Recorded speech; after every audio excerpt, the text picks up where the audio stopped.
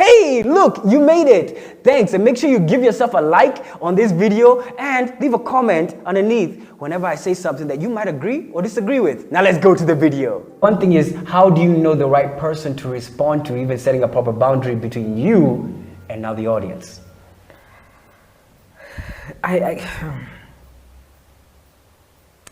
the DMs, it depends. Let's start there. In the DMs, it depends on what you're asking of me and what I'm able to give. What have you responded to? Let's speak. Oh, let me tell you, women want to know where to get the right kind of bras. Why? Because it's a problem. Well, okay, talk to me like. Especially if you are heavy busted like I am. Oh, they can relate with all of you. Oh wow. Okay. That's interesting, but that's so I get you. Those ones, I will answer with numbers. I will answer with locations and pins. Oh. I will help you. Straightforward. Yes. Because you know their struggle. I know your struggle. I know where I can actually send you to get that help. You see, so those DMs, I do. Those are the ones.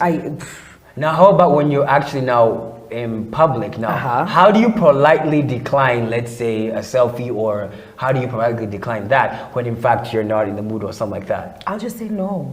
It's like, okay, that's enough. I'm here to have lunch with my friends, kindly.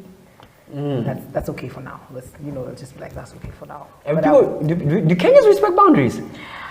Sometimes, yes. I've been to places where they will just say hi and then that's okay. Then you'll be in other spaces where it's like, hey, they'll keep coming back, asking you now, sasa ninafanya hivi, naomba nifanye aje, I'm a model, hook me up with a job. Then sometimes it's a bit. Yeah, because what happens on your on screen, most people see you as a resource. Yeah. And that's being honest, you can relate with the MPs, so sometimes when they actually go out there, they're like, yo, you're the local ATM. Now you're the resource to the connect to something because they've seen you on the big screen. Yeah, that's how. That's it. That's kind of like how it is. True, yeah. And have you felt that pressure in the sense that maybe when you were even starting, maybe even seeing you with growth, have you felt any weird pressure to live up to other people's expectations of you? Nah. Never? No. Never ever across your journey? No. And why is that?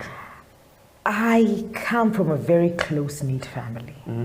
And I've been blessed to understand that these are my limits to things. And it doesn't mean that those limits sometimes do not feel like I'm overdoing things.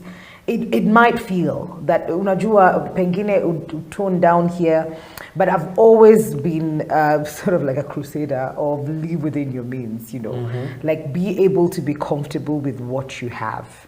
You do not have to upgrade your life just because. Yes, you can look better.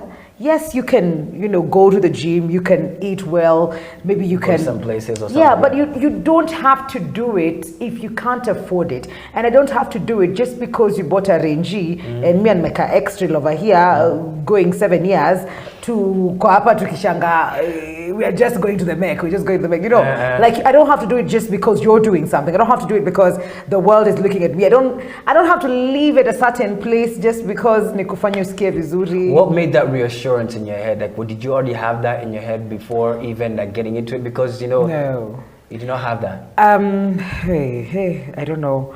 I think it goes back home. Always. I think it goes back home because I've experienced having and not having. I've lived both lives of opulence and now, Cheki, kuna machupa ngapi hapa hivi za soda tunaweza peana tupatiwe kama 20-30 bob.